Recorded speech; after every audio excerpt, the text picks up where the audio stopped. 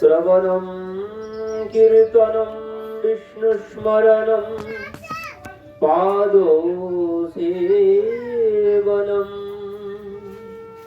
অর্চনম বന്ദ്যনম দাস্যম সখ্যাত্মা নিবেদনম ইতি পুংসার্পিতা বিষ্ণু ভক্তিশ্চেত নবলক্ষণঃ প্রিয়তে ভগবত্যদ্য তন্মন্যে ধীতোদ্যমঃ। প্রথমে কি বললেন? শ্রবণম কীর্তনম বিষ্ণু স্মরণম পাদ সেবনম অর্চনম বন্দনম দাস্য সখ্য আত্মনিবেদনম। এই হচ্ছে নবদা ভক্তি অঙ্গের 9টি অঙ্গ। ভক্তি অঙ্গের 9টি অঙ্গ, যে কোনো একটি অঙ্গ, যে কোনো একটিতে মন দিতে হবে। এই মনুষ্য শরীর যখন আমরা লাভ করেছি, মানুষ কখন বলে মানুষ শুধু মানুষের মতো দেখতে হলে তাকে মানুষ বলা হয় না। তো এখানে কি বলছেন? এই 9টি ভক্তি অঙ্গের মধ্যে যে কোনো একটি অঙ্গ আমাকে গ্রহণ করতে হবে। মানে 9টি পথ বলেছেন এখানে, মানে পরম কল্যাণের 9টি পথ। এই পথ যদি আমি চলতে শুরু করি এই পথে, তাহলে আমি আমার গন্তব্যস্থলে পৌঁছাবো। যদি এই 9টি পথের যে কোনো একটি পথে আমাকে চলতে হবে, বললেন তুমি যে কোনো একটি পথে যদি চলো নিষ্ঠার সাথে, তাহলে তুমি ঠিক শেষে গিয়ে গন্তব্যস্থলে ঠিক জায়গা মতো তোমার যেখানে যেতে হবে তুমি সেখানে পৌঁছাতে পারবে, তোমার গন্তব্যস্থলে তুমি যেতে পারবে। আর এই বাদ দিয়ে যদি, এই 9টি পথ বাদ দিয়ে যদি আমি অন্য পথে চলি, তাহলে কিন্তু আর গন্তব্যস্থলে যাওয়া হবে না। এখানেই ঘুরে ঘুরে মরতে হবে। বারবার ওই পুনরপি জন্মনাম পুনরপি মরণম পুনরপি জননী জঠরে শয়নম, বারবার জন্মগ্রহণ করতে হবে আর বারবার মৃত্যুবরণ করতে হবে। আর কি বলছে? প্রথম এই 9টি পথের মধ্যে প্রথম পথ কোনটি? প্রথম পথ হচ্ছে শ্রবণ। এই যে শ্রবণ করতে আমরা বসেছি, বলছেন এই শ্রবণ যদি তুমি করো মন দিয়ে, তাতেই তোমার পরম কল্যাণ হয়ে যাবে। মন দিয়ে শুধু শ্রবণ করতে হবে। এই কান দিয়ে শুনলাম আর এই কান দিয়ে বেরিয়ে গেল, তা করলে হবে না। কিন্তু যেটি শুনবো সেটি যেন ভিতরে প্রবেশ করে। এখান থেকে গেল আর এখান থেকে বেরিয়ে গেল, ওতে কোনো লাভ হবে না। যেটি শ্রবণ করব সেটি যেন ভিতরে থাকে, জমে, তাহলে কল্যাণ হবে। তো বললেন প্রথম অঙ্গ মানে প্রথম পথ আত্মকল্যাণের, আত্ম উদ্ধারের প্রথম পথ হচ্ছে শ্রবণ। আর এটি হচ্ছে সব থেকে সহজ পথ। অন্য পথে ঝামেলা আছে, অন্য পথে ঝামেলা আছে, কিন্তু এই যে শ্রবণ, এর মতো সহজ পথ আর নেই। শুধু একটু মন দিয়ে শ্রবণ করতে হবে, তাহলেই তুমি ঠিক তোমার গন্তব্যস্থলে চলে যাবে। আর এই 9টি পথের যে কোনো একটির প্রতি যদি তোমার নিষ্ঠা না হয়, যে কোনো একটি পথে যদি তুমি চলতে না পারো, তাহলে কি হবে? ওই আমাদের নরোত্তম ঠাকুর মহাশয় বলছেন, মানুষ জনম পাইয়া রাধা কৃষ্ণ নবজিয়া, মানুষ জনম পাইয়া রাধা কৃষ্ণ নবজিয়া, বিফলে জনম গেল। জনম বিফল হয়ে যাবে, আসা যাওয়াই সার হয়ে যাবে। এই মনুষ্য জনম লাভের পর যদি আমি ভগবানের ভজনা না করি, তাহলে মানুষ তাকে বলা হবে না। মানুষ তাকে বলা হবে না এই মানব শরীর কি জন্য পেয়েছি, আমি কি জন্য এই মানব শরীর লাভ করেছি। একবার ভেবে দেখেছি আমার সাধ্য কি আর সাধন কি, আমি কে, আমি কোথা থেকে এসেছি, আমাকে কোথায় যেতে হবে। এ যদি আমি নাই উপলব্ধি করতে পারলাম, তাহলে আমার জন্ম বিফল হয়ে যাবে। এই জন্য বলছেন যদি তুমি শ্রবণ করতে পারো, যদি শ্রবণ করতে পারো তো তুমি ঠিক জেনে যাবে যে তুমি কে, তুমি কোথা থেকে এসেছো আর তোমাকে কোথায় যেতে হবে। এই প্রশ্নের উত্তর যদি আমি না খুঁজে পাই সারা জীবনে, তাহলে সে কি, আমি কে, আমার পরিচয়, আমি কোথা থেকে এসেছি আর আমাকে কোথায় যেতে হবে, এই তিনটি প্রশ্ন। আর এর উত্তর আমাকে সারা জীবন ধরে বার করতে হবে। আর যদি উত্তর না খুঁজে পেলাম, তাহলে কিন্তু আর এই মনুষ্য শরীর লাভের কোনো লাভ হলো না। এখন যদি ওই ট্রেনের কাউন্টারে গিয়ে যদি বলি একটা টিকিট দেন, তো কোথায় যাবেন, কোথাকার টিকিট দেবো, আগে প্রশ্ন করবে তো। আমি টিকিট মাস্টারকে যদি গিয়ে বলি একটা টিকিট দেন, তো তিনি কি বলবেন, কোথাকার টিকিট দেবো, যেখানকার খুঁজে একটা দিয়ে দেন, হবে? সে তো বলবে আপনি পাগল, সে তো বলবে পাগল। কারণ আমার গন্তব্যস্থল কোথায় সেটি তো আমাকে জানতে হবে আগে, আমি কোথা থেকে এসেছি আর আমাকে কোথায় যেতে হবে। এটাই হচ্ছে একমাত্র লক্ষ্য জীবনে। আমি কোথা থেকে এসেছি, আমি কে, আর আমাকে কোথায় যেতে হবে। এই প্রশ্নের উত্তর খুঁজে পাওয়ার জন্যই মানব শরীর, অন্য কোনো শরীরে কিন্তু সম্ভব নয়। অন্য কোনো জনিতে কেউ এই উত্তর খুঁজে বার করতে পারবে না। অন্য কোন জনিতে কেউ এই উত্তর খুঁজে বার করতে পারবেন না যে আমি কে, কোথা থেকে এসেছি আর আমাকে কোথায় যেতে হবে। এই উত্তর খুঁজে বার করতে পারে কে, বলছেন একমাত্র মানুষ পারে, একমাত্র মানুষ পারে। এই জন্যই মানব শরীর। বড় ভাগ্য মানুষ তন পাওয়া সাধন ধাম মোক্ষকর দ্বারা।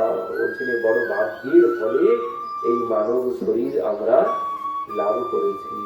আর এই লাভ করেছি কেন, এই তিনটি প্রশ্নের উত্তর খুঁজে বার করার জন্য। আর এই তিনটি প্রশ্নের উত্তর যদি আমি খুঁজে না বার করি, তাহলে কিন্তু আর এই সুযোগ পাওয়া যাবে না। বারবার এই জন্মগ্রহণ করতে হবে আর বারবার মৃত্যুবরণ করতে হবে। এই উত্তর যদি আমি খুঁজে না পাই, আসা যাওয়াই আমার সার হবে। আর বারবার এই জন্মগ্রহণ আর বারবার মৃত্যুবরণ, এই যন্ত্রণা ভোগ করে যেতে হবে। তো সেই জন্য বলছেন ভক্তি অঙ্গের 9টি অঙ্গ, তার মধ্যে প্রথম অঙ্গ হচ্ছে শ্রবণ। তুমি যদি মন দিয়ে শ্রবণ করতে পারো, তাহলে ঠিক তুমি জেনে যাবে, ঠিক তুমি জেনে যাবে যে তুমি কে, তোমাকে কোথায় যেতে হবে, তুমি কোথা থেকে এসেছো। এই শ্রবণ করতে হবে। শ্রবণ যদি না করতে পারি, তাহলে কোনো কল্যাণ হবে না। নিজের কল্যাণের প্রথম সাধন হচ্ছে শ্রবণ, শ্রবণ কীর্তন। এই হচ্ছে নিজের কল্যাণের প্রথম পথ। আর এর থেকে সহজ পথ আর কোনো কিছু নেই। তো এই জন্য বললেন প্রথমে তোমাকে শ্রবণ করতে হবে। আর শ্রবণ, দেখুন শ্রবণ কে করছে না, সবাই শ্রবণ করছে। স্বয়ং ভগবানও তার নিজের কথা নিজেই শ্রবণ করেন। তার থেকে বড় শ্রোতা আর কেউ নেই। এই কথার শ্রোতা যার কথা, সেই হচ্ছে সব থেকে বড় শ্রোতা। ভগবানই সব থেকে বড় শ্রোতা, তার থেকে বড় শ্রোতা আর জগতে নেই। আর যিনি এই কথার শ্রোতা হবেন, ভগবান তাকে সব থেকে বেশি ভালোবাসেন। তিনি ভগবানের কাছে সব থেকে প্রিয় হয়ে যাবেন। আর ভগবান তাকে সর্বত্র সর্বক্ষণ রক্ষা করবেন। ওই যে গীতায় বললেন না, সর্বধর্মান পরিত্যাজ্য মাম একম শরণম ব্রজহ, বলে তুমি তোমার সমস্ত কিছু ত্যাগ করে আমাকে শরণ গ্রহণ করো, তাহলে আমি মক্ষৈ স্বামী মা তুচ, আমি তোমাকে সর্বক্ষণ রক্ষা করব, তোমার কোনো ভয় নেই। তো সেই কি বললেন, সব বাদ দিয়ে তুমি শুধু মন দাও এই কথায়। এই কথায় যদি কেউ মন দিতে পারেন, যদি এই কথার শ্রোতা কেউ হতে পারেন, তো ভগবান তাকে সদা সর্বক্ষণ রক্ষা করবেন, সদা সর্বক্ষণ রক্ষা করবেন। তার প্রমাণ কোথায়? তার প্রমাণ দেখুন পরীক্ষিত মহারাজ। পরীক্ষিত মহারাজের কথা শ্রবণ করেছেন জানেন কেউ? পরীক্ষিত মহারাজ, পরীক্ষিত মহারাজ যখন মায়ের গর্ভে ছিলেন, তাকে মেরে ফেলার জন্য, পরীক্ষিত মহারাজকে মেরে ফেলার জন্য সেই অশ্বত্থামা ব্রহ্মাস্ত্র নিক্ষেপ করেছিল। মানে যে সময় মহাভারতের যুদ্ধ হয়ে গেছে, মহাভারতের 18 দিনের যুদ্ধ শেষ, দুর্যোধনের উরুভঙ্গ হয়ে গেছে, ভীম দুর্যোধনের উরুভঙ্গ করেছে। তো সেই কুরুক্ষেত্রের ময়দানে পড়ে আছে কে কে? সেই কুরুক্ষেত্রের ময়দানে পড়ে আছে ওই দুর্যোধন, আর একদিকে সরসজ্জায় পড়ে আছে পিতামহ ভীষ্মদেব। তো এই দুর্যোধনের বন্ধু হচ্ছেন অশ্বত্থামা। তো অশ্বত্থামা গিয়েছেন কুরুক্ষেত্রের ময়দানে, মানে বন্ধুকে দেখতে। তো গিয়ে দেখছেন মৃত লাশ চারিদিকে, সব মৃত লাশের মধ্যে দুর্যোধন পড়ে আছে জীবিত অবস্থায়। আর মৃত লাশ পড়ে থাকলে কি হয়? শিয়াল কুকুরে এসে ছিঁড়ে ছিঁড়ে খায়, শিয়াল কুকুর শকুনে এসে ছিঁড়ে ছিঁড়ে সেই লাশ খেতে শুরু করেছে। আর ওই লাশের মধ্যে দুর্যোধন পড়ে আছে, দুর্যোধনকেও ছিঁড়ে ছিঁড়ে খাচ্ছে। দুর্যোধন কিন্তু জীবিত, কিন্তু সে উঠতে পারছে না, মাজা ভেঙে গেছে, উঠতে আর সে পারছে না, তোর মধ্যেই পড়ে আছে। তো যখন শিয়াল কুকুর শকুনে এসে তাকে ছিঁড়ে ছিঁড়ে খাচ্ছে, তখন সে আস্তে আস্তে কোন রকম ভাবে তাড়িয়ে দিচ্ছে তাদেরকে। তো এমন সময় ওই অশ্বত্থামা সেখানে গিয়ে উপস্থিত, গিয়ে বলছেন, বন্ধু তোমার এই দুরবস্থা আমি সহ্য করতে পারছি না, তোমার এই কষ্ট আমি সহ্য করতে পারছি না বন্ধু, তোমার এত কষ্ট, তুমি এইভাবে পড়ে আছো মৃত লাশের মধ্যে, আর ওই জীব জন্তু এসে তোমাকে ছিঁড়ে ছিঁড়ে খাচ্ছে। বন্ধু জানো আজ এই অবস্থা কেন হয়েছে তোমার? কেন হয়েছে? বলছেন, বন্ধু তুমি আমাকে তোমার সেনাপতি করনি, তুমি এই কুরুক্ষেত্রের যুদ্ধে একদিনও আমাকে তোমার সেনাপতি করনি, তুমি যাদেরকে তোমার সেনাপতি করেছো তারা কেউ তোমার পক্ষে যুদ্ধ করেনি। তারা তোমার পক্ষে থাকলেও অস্ত্র তোমার পক্ষেই ধরেছে, কিন্তু তারা মন দিয়ে রেখেছে ওই পক্ষে, পাণ্ডবদের পক্ষে, কেউ তোমার পক্ষে তারা ছিল না। এই জন্য আজ তোমার এই অবস্থা হয়েছে। তুমি যদি আমাকে সেনাপতি করতে, তাহলে বন্ধু এই দিন তোমাকে দেখতে হতো না। এই কথা যেই বলেছেন, তখন কি করেছেন দুর্যোধন?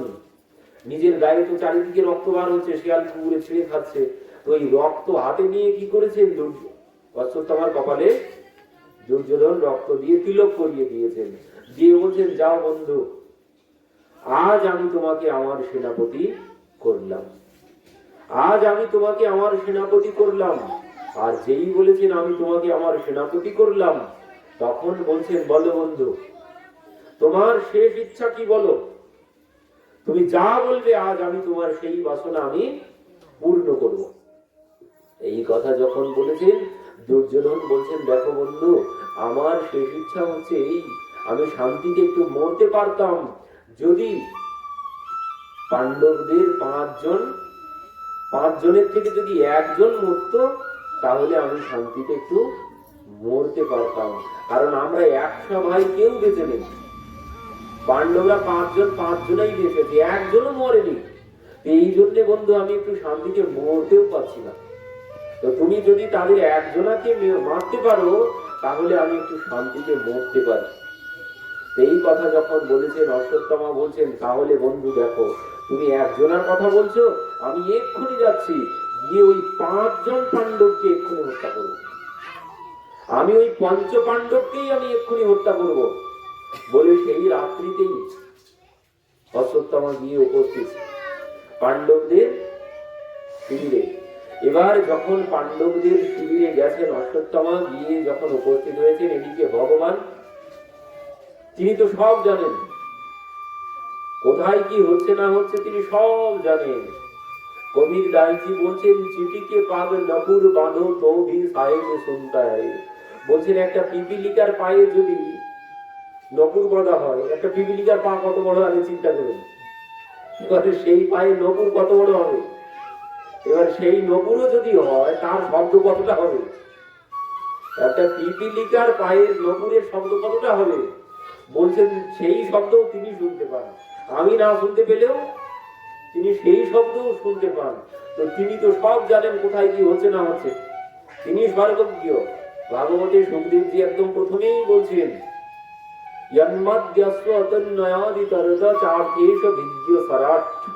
তিনি অভিজ্ঞ, তিনি এই সরাট মানে তিনি সবকিছুর মালিক, এই জগতের সবকিছুর মালিক, তিনি সব জানেন কোথায় কি হচ্ছে না হচ্ছে, সব তার নখদর করে। তো তিনি বুঝতে পেরেছেন যে অশ্বত্থামা আসছে। এই দেখে পাণ্ডবদের বলছে, শোনো, আজ আমরা যুদ্ধ জয় করেছি, আজ আমরা ঘুমাবো না, আজ আমরা আনন্দ করবো সারা রাত। এই বলে পাণ্ডবদের শিবির থেকে পাণ্ডবদেরকে ডেকে নিয়ে অন্য জায়গায় ভগবান চলে গেছে।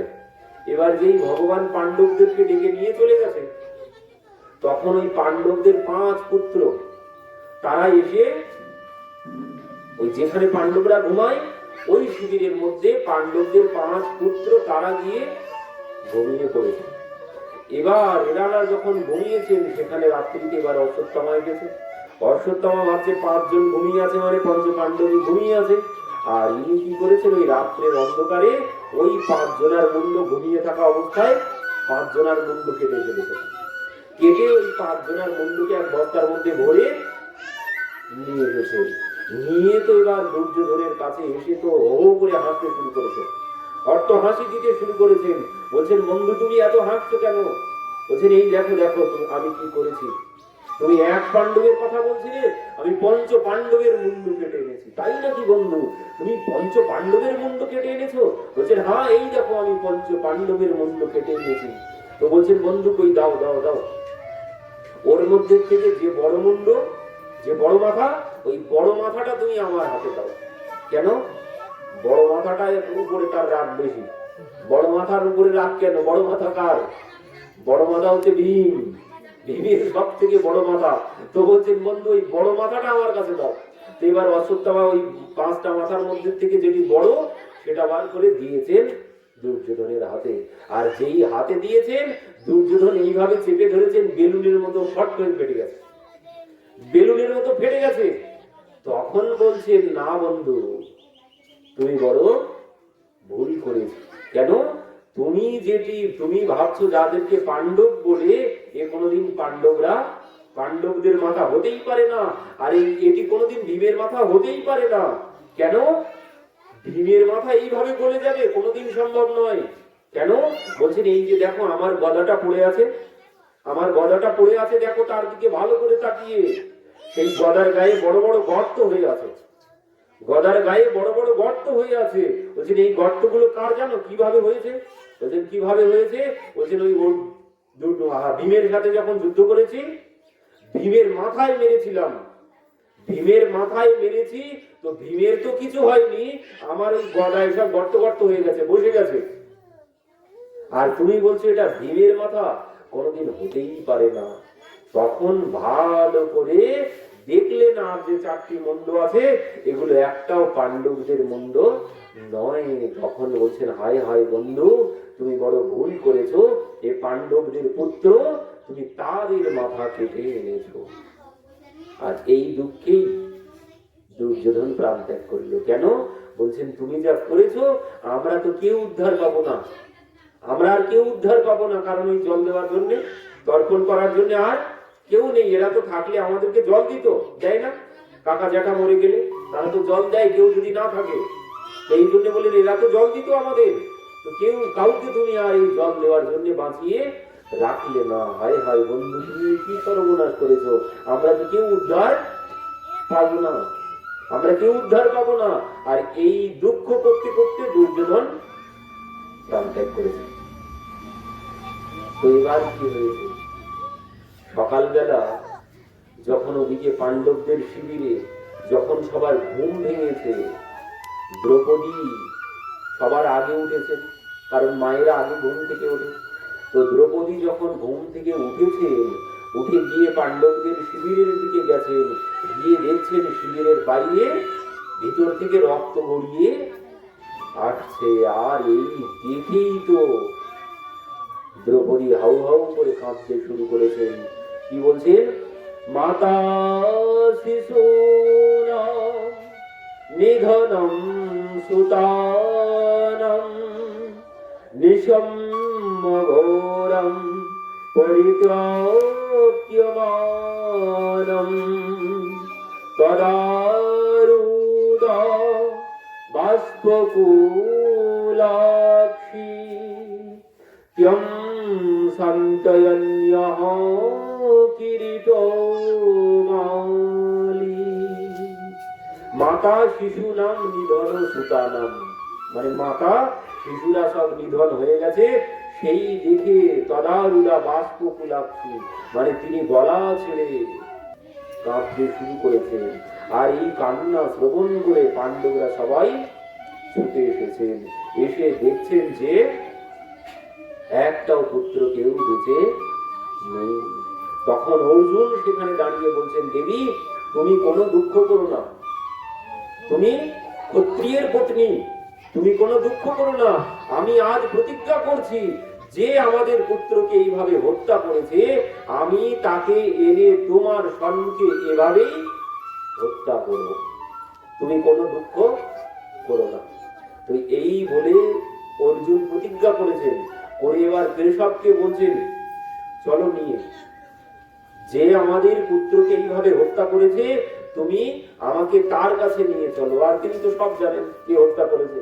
এবার তিনি ওই রথ নিয়ে সোজা ওই যে পথ দিয়ে অশ্বত্থামা পালিয়ে যাচ্ছিল, ওই পথ দিয়ে সোজা ইনি রথ নিয়ে উপস্থিত হয়েছেন। যেতে যেতে দেখছেন যে সম্মুখে অশ্বত্থামা চলেছেন। তখন ভগবান অর্জুনকে বলছেন, অর্জুন এই তোমাদের পুত্রের হত্যাকারী, যাও একে হত্যা করো। যেই বলেছেন অর্জুন কি করেছেন, রথ থেকে লাফ দিয়ে নিচে গেছেন, গিয়ে কি করেছেন ওই অশ্বত্থামাকে ধরেছেন, মারেননি, ধরেছেন, হাত পা বেঁধেছেন, হাত পা সব বেঁধে ওই রথে তুলে নিয়ে এসেছেন। ভগবান বললেন, কি করছো, হত্যা করো? বললেন, না আমি এখানে হত্যা করব না, আমি দ্রৌপদীর সম্মুখে নিয়ে একে হত্যা করব, তাহলে দ্রৌপদীর মুখটা ঠান্ডা হবে, এই জন্য আমি দ্রৌপদীর সম্মুখে নিয়ে হত্যা করব। তো এবার রথে করে তুলে এনেছেন, হাত পা বেঁধে এনে রথে করে এনে এবার যখন ওই এসেছেন শিবিরে, এসে টেনে নামাচ্ছেন অশ্বত্থামাকে। অশ্বত্থামাকে যখন টেনে রথ থেকে নামিয়েছেন, সঙ্গে সঙ্গে দ্রৌপদী দেখতে পেয়েছেন। দ্রৌপদী দেখছেন যে ইনি গুরুপুত্র, ইনি গুরুদেবের পুত্র, দ্রোণাচার্যের পুত্র অশ্বত্থামা। তো দ্রোণাচার্য হচ্ছেন এনাদের সবার গুরু, পাণ্ডবদের কৌরবদের সবার গুরু হচ্ছেন দ্রোণাচার্য, তো তার পুত্র অশ্বত্থামা। তো এই দেখেই দ্রৌপদী বলছেন, মুচ্যতাম মুচ্যতাম এসো ব্রাহ্ম্য বন্ধুর নাহন্ত্যব্য, যে মুচ্যতাম মুচ্যতাম এসো ব্রাহ্মণ নিতরাম গুরু, বলছেন ছেড়ে দাও, ছেড়ে দাও, ব্রাহ্মণকে হত্যা করা যায় না, তার উপরে আমাদের গুরুদেবের পুত্র, একে তোমরা ছেড়ে দাও। আর এর মায়ের আমি জানি পুত্র হারানোর যন্ত্রণা কতটুকু, আর এর মায়ের এছাড়া আর কেউ নেই, তো একে হত্যা করো না, একে ছেড়ে দাও। আর যেই বলেছেন, ধর্মরাজ উঠে দাঁড়িয়ে বলছেন, দ্রৌপদী ঠিক বলেছে, দ্রৌপদী ঠিক বলেছে, একে ছেড়ে দাও। এবার তো সবাই চুপচাপ, এবার কি হবে? ধর্মরাজ উঠে দাঁড়িয়েছেন, অর্জুন বলছেন, আমি যে ক্ষত্রিয় আমি যে প্রতিজ্ঞা করেছি, তো আমার প্রতিজ্ঞার কি হবে? ধর্মরাজ বলছেন ছেড়ে দাও। ধর্মরাজ যেই বলেছেন ছেড়ে দাও, ভগবানও উঠে দাঁড়িয়ে বলছেন হ্যাঁ ধর্মরাজ ঠিক বলেছে, ধর্মরাজ ঠিক বলেছে, অর্জুন ছেড়ে দাও, অর্জুন ছেড়ে দাও। এবার অর্জুন বলছেন সে কি করে হয়? আমি যে ক্ষত্রিয়, আমি প্রতিজ্ঞা করেছি, আমি কি করে ছেড়ে দেব? কিন্তু ভগবান বললেন না, ব্রহ্মে বন্ধুর নাহন্তি অজ্ঞ, ব্রাহ্মণকে হত্যা করা যায় না। তারপরে তোমাদের গুরুদেবের পুত্র, গুরুদেব আর গুরুদেবের পুত্রের মধ্যে কোনো ভেদ, পিতার পুত্রের মধ্যে কিন্তু কোনো ভেদ নেই। পিতার পুত্র কোনো আলাদা কোনো বিষয় নয়, কিন্তু পিতারই স্বরূপ কিন্তু পুত্র, পিতাই পুত্র রূপে আসে, কিন্তু আলাদা কিন্তু কেউ নয়। পিতার পুত্রের মধ্যে কোনো পার্থক্য কিন্তু নেই, ওই পিতারই স্বরূপ হচ্ছেন পুত্র। তো এনাদের মধ্যে কোনো পার্থক্য নেই, ইনি গুরুপুত্র, তো তুমি ছেড়ে দাও। অর্জুন বলছেন সে কি করে হয়? আমি যে প্রতিজ্ঞা করেছি। ভগবান বলছেন এবার ওই দ্রৌপদীর কথা শ্রবণ করে বলছেন, দ্রৌপদী যে কথা বলেছেন, দ্রৌপদী উপযুক্ত কথা বলেছেন। কারণ কি বলছেন, দ্রৌপদীর মধ্যে এত দুঃখের মধ্যেও, এত দুঃখের মধ্যেও নিজের 5 পুত্রকে মেরে ফেলেছে, তবুও সেই দ্রৌপদী বলছেন ছেড়ে দাও। তো ভগবান সঙ্গে সঙ্গে উঠে দাঁড়িয়ে সেই দ্রৌপদীর নামকরণ করলেন। কি দ্রৌপদীর নামকরণ করলেন? দ্রৌপদী, ভগবান হচ্ছেন কৃষ্ণ, আর দ্রৌপদীর নাম দিলেন কৃষ্ণা। কৃষ্ণা মানে নিজের নাম দিয়ে দিলেন দ্রৌপদীকে। কারণ ভগবান বড় ভালোবাসেন এই যার মধ্যে এমন দয়া আছে, যার মধ্যে হৃদয় আছে, ভগবান তাকে বড় ভালোবাসেন। কারণ কি বলছেন, ওই ভক্ত কে হবে? ভক্তের চরিত্র আমরা বলি না, জীবে দয়া করে যেই জন সেই জন সেবিছে ঈশ্বর। জীবে দয়া করে যেই জন সেই জন সেবিছে ঈশ্বর। তো দেখুন কেমন দয়া, এ কোনোদিন সম্ভব? একটুখানি ভেবে দেখেছেন? একটুখানি ভেবে দেখুন, নিজের 5 পুত্রকে মেরে ফেলেছে যে, তাকে সেই দ্রৌপদী বলছেন যে ছেড়ে দাও, একে তুমি হত্যা তোমরা করো না। তো এই যে দয়া দ্রৌপদীর মধ্যে, এই দয়া দেখে ভগবান অত্যন্ত প্রসন্ন হয়েছেন। এমন দয়া যার মধ্যে আছে, এমন হৃদয় যার মধ্যে আছে, ভগবান তাকে অত্যন্ত ভালোবাসেন। যার মধ্যে এমন দয়া আছে, এই দয়া দেখে, এই দ্রৌপদীর দয়া দেখে ওদেরকে ওখান থেকে সরিয়ে না।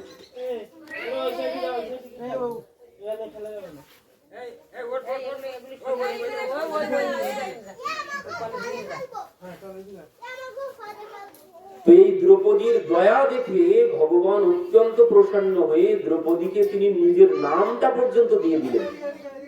এমন দয়া পাওয়া যাবে না, এমন দয়া কোনোদিন হয় না। তো এই এমন দয়া যার মধ্যে আছে, আবার সেই হচ্ছেন ভগবানের প্রিয়। ভগবান তাকে বেশি ভালোবাসেন, এমন দয়া যার মধ্যে আছে। কিন্তু এমন দয়া সম্ভব নয়। সম্ভব কোনোদিন? নিজের পুত্রকে যদি কেউ মেরে ফেলে, সেখানে বলবো একে ছেড়ে দাও? কোনোদিন সম্ভব নয়। আমরা কি বলি, মারের শোধ মার। আর সেখানে দ্রৌপদী বলছে না, একে তোমরা ছেড়ে দাও, গুরুদেবের পুত্র। আর আমি জানি যে সন্তান হারানোর যন্ত্রণা কতখানি, আর তার মায়ের এছাড়া আর কেউ নেই, কারণ তার পতিকে তো সে হারিয়েছে। তো এই দ্রৌপদীর কথা শ্রবণ করে ভগবান অত্যন্ত প্রসন্ন হয়ে তিনি তার নিজের নাম দিয়ে দিলেন। তো এবার অর্জুনকে বলছেন, অর্জুন, কেউ যদি মানে ক্ষত্রিয় যদি তার প্রতিজ্ঞা লঙ্ঘন করে,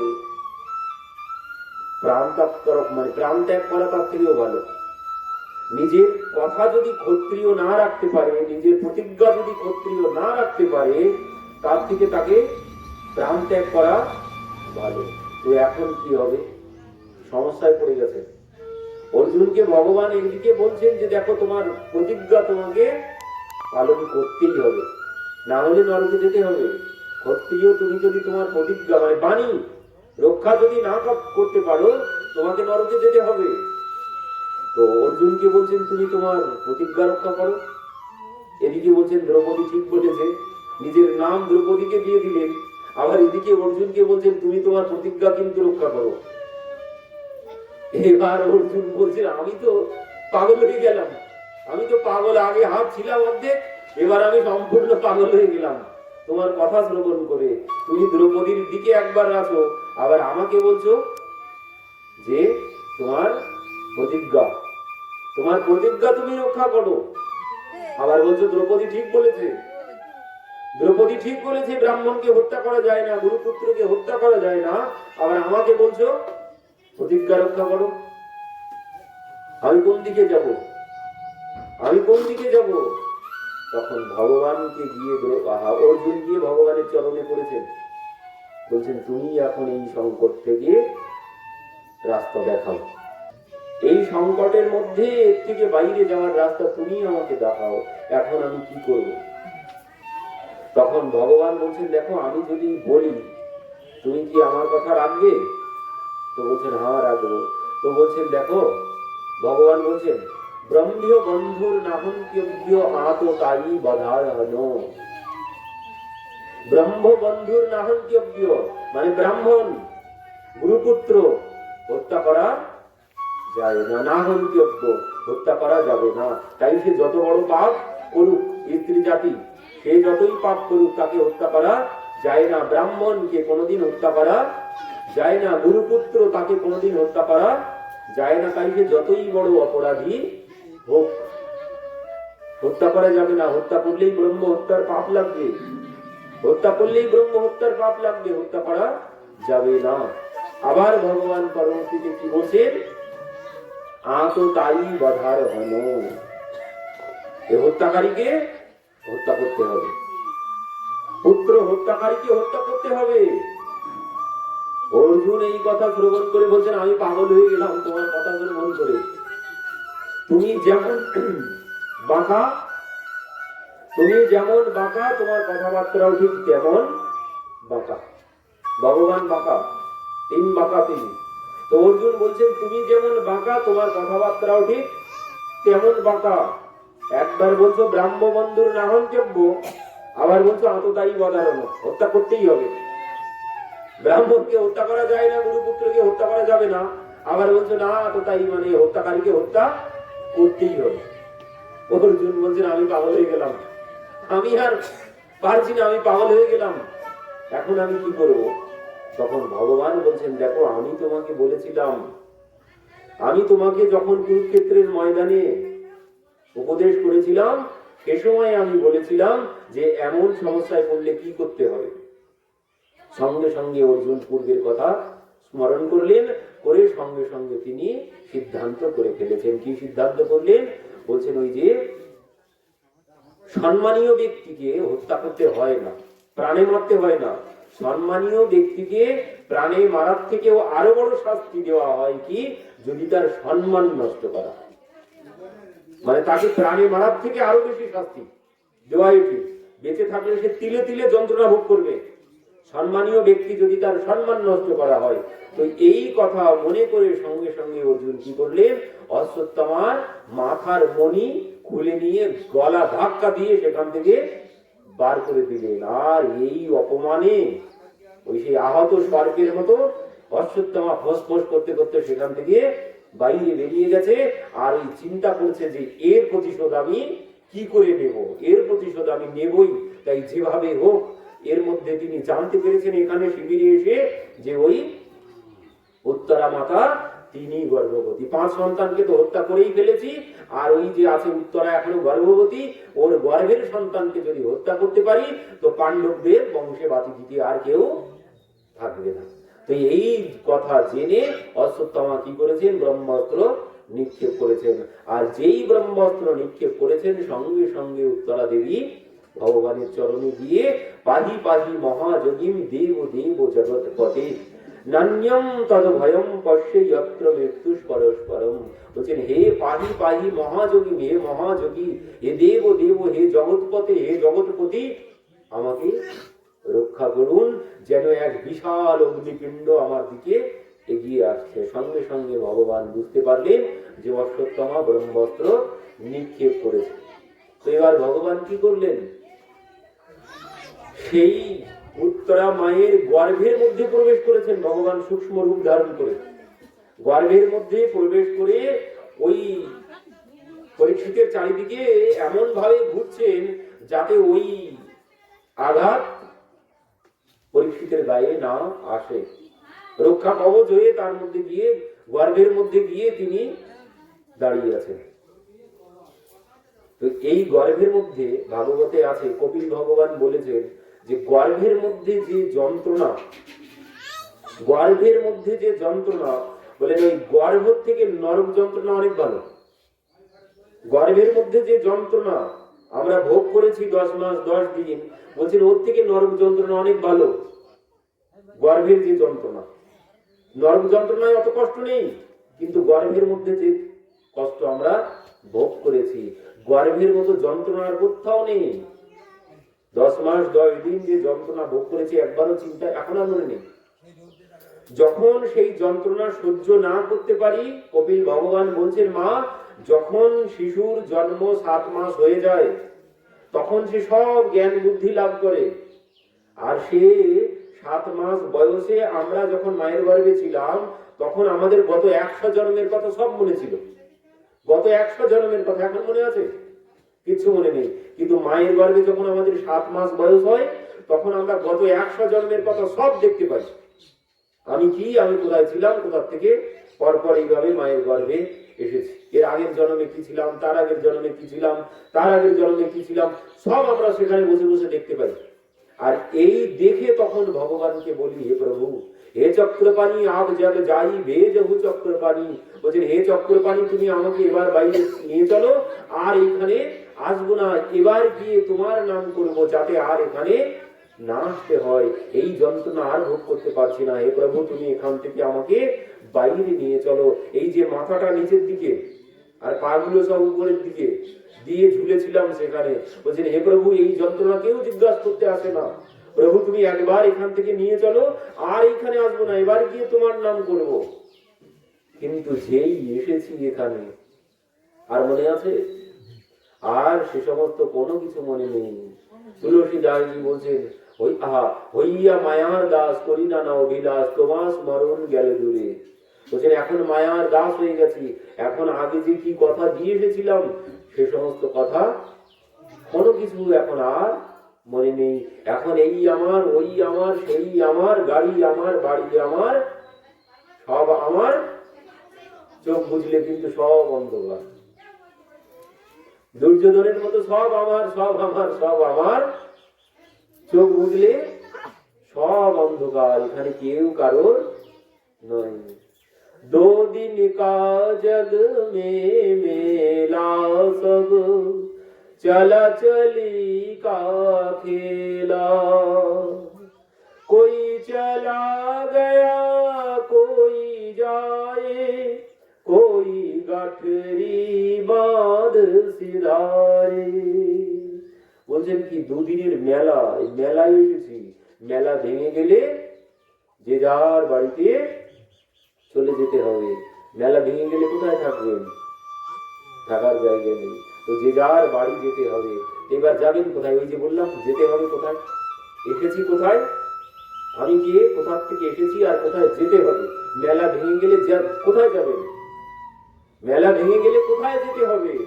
তো সেই ঠিকানা আগে আমাকে জানতে হবে। তো সেই ঠিকানা আমাকে আগে জানতে হবে, না হলে পাগলের কোনো ঠিকানা নেই, না হলে পাগল। আমি যদি আমার ঠিকানা নাই জানলাম তাহলে সে পাগল ছাড়া আর অন্য কোনো কিছু নয়। পাগলের কোনো ঠিকানা নেই, সে কোনো কিছুই জানে না যে আমি কে, আমার কে, আমি কোথায় যাব, কোথা থেকে এসেছি, সে কোনো কিছু জানে না।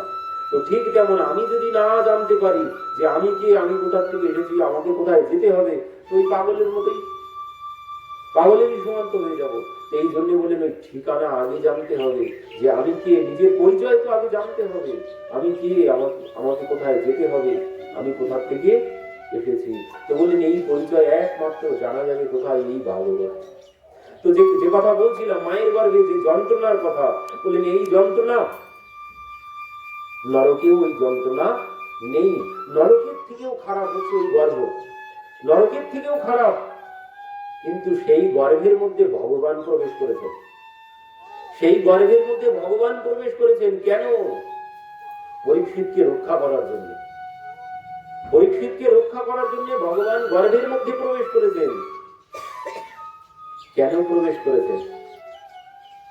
আমরা ওই যে বলে না, মানে অনেক ব্যক্তি আছে লাভ ছাড়া কোনোদিন এক পাও চলে না। আমরা খুব বুঝি নিজের লাভটা, নিজের লাভটা আমরা সবাই বুঝি। নিজের লাভ ছাড়া কোনোদিন এক পাও কেউ চলে না। তো ভগবানও তার নিজের লাভের জন্যই গেছেন অত কঠিন জায়গায়। অত কঠিন জায়গায় ভগবান গিয়েছিল নিজের লাভের জন্যই। কেন? ভগবানের এখানে কি লাভ? বলছেন ভগবানের লাভ হচ্ছে এই যে পরীক্ষিতকে তিনি রক্ষা করতে গেছেন, তিনি জানেন যে এই পরীক্ষিতই হবে আমার একমাত্র কথার শ্রোতা। আমার কথার শ্রোতা হবে এই পরীক্ষিত, আর এই পরীক্ষিতের দ্বারাই জগতে আমার কথা প্রচার হবে। তো সেই জন্য তিনি, এই লাভের জন্যই তিনি পরীক্ষিতকে রক্ষা করতে গেছেন। কেন? আমার শ্রোতা। ভগবান তার শ্রোতাকে বড় ভালোবাসেন। ভগবান তার শ্রোতাকে সব থেকে বেশি ভালোবাসেন। তার কথার যিনি শ্রোতা হবেন, ভগবান তাকে এইভাবে রক্ষা করবেন সর্বক্ষণ। যদি কেউ তার কথায় মন দিতে পারেন, যদি কেউ তার কথায় মন দিতে পারেন, ভগবান তাকে সদা সর্বক্ষণ রক্ষা করবেন। তার কোনো ভয় নেই।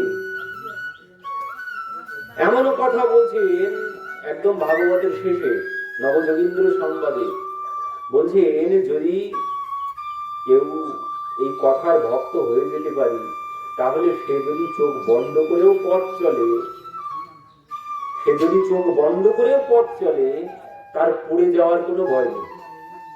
তার পড়ে যাওয়ার কোনো ভয় নেই। যদি কেউ ভক্ত হতে পারে, ভগবানের ভক্ত, তাহলে কি বলছেন, সে যদি চোখ বন্ধ করেও পথ চলে, তার কোনো ভয় নেই, পড়ে যাওয়ার কোনো ভয় নেই। সেই বিল্লমঙ্গল, জানেন তো বিল্লমঙ্গল নিজের চোখ নিজে অন্ধ করেছিলেন। তারপর কি হয়েছিল? ভগবান নিজে এসে হাত ধরে, বাবা লাঠিটা আমার কাছে দাও। তো লাঠির এক মাথা উনি ধরেছেন, আর বিল্লমঙ্গলজি এক মাথা ধরে রেখেছেন। নিয়ে ভগবান নিয়ে যাচ্ছেন বৃন্দাবনে। তাকে ভগবান নিজে ধরে ধরে তাকে নিয়ে যাচ্ছেন বৃন্দাবনে। তো এক সময় কি হয়েছিল, বিল্লমঙ্গলজি ওই লাঠিটা ধরে ধরে জিজ্ঞাসা করেছেন, বাবা তুমি কে? তোমার পরিচয় কি? তোমার বাড়ি কোথায়? তো বলছেন, বাবা এই পাশের গ্রামেই থাকি, আমার নাম গোপাল, গোচারণ করা আমার কাজ। এই কথা শ্রবণ করে উনি কি করেছেন, ওই লাঠিটা আস্তে আস্তে ধরতে ধরতে ধরতে ধরতে এগিয়ে গেছেন। গিয়ে ওই মাথায় একজন আর এই মাথায় একজন, দুইজন দুই মাথায় ধরে রেখেছেন। এই মাথা থেকে উনি আস্তে আস্তে, উনি তো আগে আগে যাচ্ছেন ভগবান লাঠি ধরে, তো ইনি কি করেছে, আস্তে আস্তে লাঠি ধরে ধরে ওই মাথায় গিয়েছেন। গিয়ে কি করেছেন, ভাত করে ওনার হাতটা ধরেছেন লাঠি ছেড়ে দিয়ে। আর যেই হাত ধরেছেন, ভগবান সঙ্গে সঙ্গে ঝাড়া মেরে চলে যাচ্ছেন। তখন বিল্লমঙ্গল দাসজি বলছেন, প্রভু তুমি তো এখন চলে যাচ্ছ, কিন্তু আমার হৃদয় থেকে যেদিন চলে যাবে, সেই দিন আমি তোমাকে বলবো তুমি শক্তিমান। তুমি যদি আমার হৃদয় থেকে চলে যেতে পারো, আমি তখনই বলবো যে তুমি শক্তিমান। এখন হয়তো তোমার শরীরে শক্তি আছে, তাই তুমি হাত ছাড়িয়ে দিয়ে চলে যাচ্ছ এইভাবে, কিন্তু আমার হৃদয় থেকে চলে যাও তো দেখি তুমি কেমন শক্তিমান। কোনোদিন তুমি আমার হৃদয় থেকে যেতে পারবে না। তো এইভাবে যদি তাকে ধারণ করি, তার উপরে যদি শরণাগত হয়ে যাই, তো তিনি সর্বক্ষণ আমাকে রক্ষা করবেন। যদি কেউ তার এই কথার শ্রোতা হয়ে যেতে পারি, এই কথার ভক্ত যদি হয়ে যেতে পারি, ভগবান তাকে সদা সর্বক্ষণ রক্ষা করবেন। আর কথা শ্রবণ করছে নাকি সবাই শ্রোতা। স্বয়ং মহাপ্রভু তিনি গম্ভীরাতে বসে শ্রবণ করছেন। সেই রামানন্দ রায়ের কাছে গিয়ে বড় শ্লোক সাধ্যের নির্ণয়, সেখানে গিয়ে কথা শ্রবণ করছেন। এই কথা যে ভাগবত কথা আমরা পেয়েছি কার জন্যে? পার্বতী দেবী, মহাদেবের পত্নী পার্বতী দেবী, তিনি শ্রবণ করছেন, তার জন্য এই ভাগবত কথা আমরা পেয়েছি। পরবর্তীতে দেখুন কত শ্রোতা। হনুমানজি, হনুমানজি যখন প্রভু রামলীলা সম্পন্ন করেছেন, রামলীলা সম্পন্ন করে চলে যাচ্ছেন, সব লীলা শেষ, সবাই রথে করে চলে যাচ্ছেন। হনুমানজি রথে ওঠেননি। হনুমানজিকে প্রভু বলছেন, হনুমান তুমি কেন নিচে দাঁড়িয়ে আছো? রথে চলে এসে সবাই তো চলে এসেছে, তো তুমি কেন নিচে দাঁড়িয়ে আছো? হনুমানজি বলছেন, প্রভু আমি তোমার সাথে যাব না।